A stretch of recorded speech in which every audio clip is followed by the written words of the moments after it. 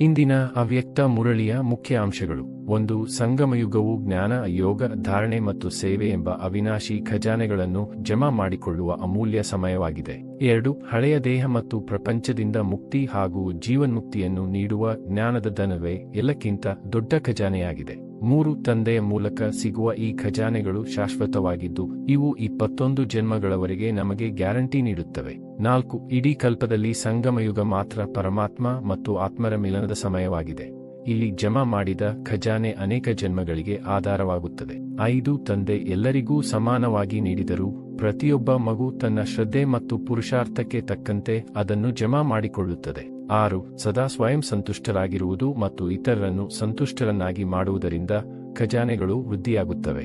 7. ನಿಸ್ವಾರ್ಥ ಭಾವ, ನಿಮಿತ್ತ ಭಾವ ಮತ್ತು ನಿರ್ಮಾಣ ಭಾವದಿಂದ ಸೇವೆ ಮಾಡಿದರೆ ಪುಣ್ಯದ ಖಾತೆ ಸಹಜವಾಗಿ ಬೆಳೆಯುತ್ತದೆ. 8. ಪಡೆದ ಜ್ಞಾನವನ್ನು ಕೇವಲ ಕೇಳುವುದಕ್ಕೆ ಸೀಮಿತಗೊಳಿಸದೆ ಪರಿಸ್ಥಿತಿಗೆ ಅನುಗುಣವಾಗಿ ಕಾರ್ಯದಲ್ಲಿ ತೊಡಗಿಸಿದಾಗ ಮಾತ್ರ ಅದು ಹೆಚ್ಚಾಗುತ್ತದೆ. 9. ಜ್ಞಾನವನ್ನು ಜೀವನದಲ್ಲಿ ಅಳವಡಿಸಿಕೊಂಡಾಗ ಸಿಗುವ ಅನುಭವದ ಅಥಾರಿಟೀಸ್ ಎಲ್ಲ ಅಧಿಕಾರಗಳಿಗಿಂತ ದೊಡ್ಡದಾಗಿದೆ. 10. ಜ್ಞಾನವನ್ನು ಕೇಳಿ ಖುಷಿ ಪಡುವವರಿಗಿಂತ ಅದನ್ನು ತನ್ನಲ್ಲಿ ಅಳವಡಿಕೆ ಮಾಡಿಕೊಳ್ಳುವವರು ಹೆಚ್ಚಿನ ಅನುಭವಿಗಳಾಗುತ್ತಾರೆ. 11. ಖಜಾನೆಗಳನ್ನು ಜಮಾ ಮಾಡಿಕೊಳ್ಳಲು ಈಗ ಮಾತ್ರ ಅವಕಾಶವಿದೆ. ಸಮಯ ಮುಗಿದ ಮೇಲೆ ಬಯಸಿದರೂ ಹೆಚ್ಚಿಸಿಕೊಳ್ಳಲು ಸಾಧ್ಯವಿಲ್ಲ.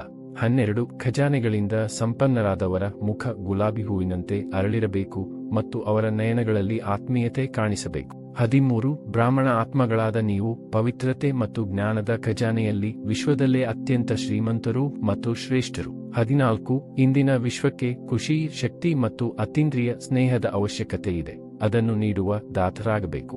15. ಬ್ರಹ್ಮ ತಂದೆ ನೀಡಿದ ನಿರಾಕಾರಿ, ನಿರಹಂಕಾರಿ ಮತ್ತು ನಿರ್ವಿಕಾರಿ ಎಂಬ ಗುಣಗಳನ್ನು ಸೇವೆಯಲ್ಲಿ ಬಳಸಬೇಕು.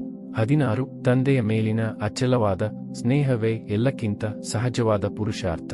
ಇದು ಪರಿಶ್ರಮವನ್ನು ಪ್ರೀತಿಯಾಗಿ ಬದಲಾಯಿಸುತ್ತದೆ. 17. ನಡೆಯುತ್ತಾ, ಓಡಾಡುತ್ತಾ ತಾನು ದೈಹಿಕ ವಸ್ತ್ರಕ್ಕಿಂತ ಭಿನ್ನವಾದ ಫರಿಸ್ತಾ ಎಂಬ ಅನುಭವ ಮಾಡಬೇಕು.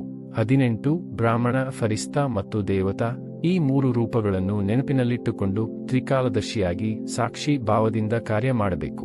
ವರದಾನ: ಮಾಸ್ಟರ್ ತ್ರಿಕಾಲದರ್ಶಿಯಾಗಿದ್ದು ಪ್ರತಿಯೊಂದು ಕರ್ಮವನ್ನು ಯುಕ್ತಿಯುಕ್ತವಾಗಿ ಮಾಡುವಂತಹ ಕರ್ಮಬಂಧನ ಮುಕ್ತ ಭವ.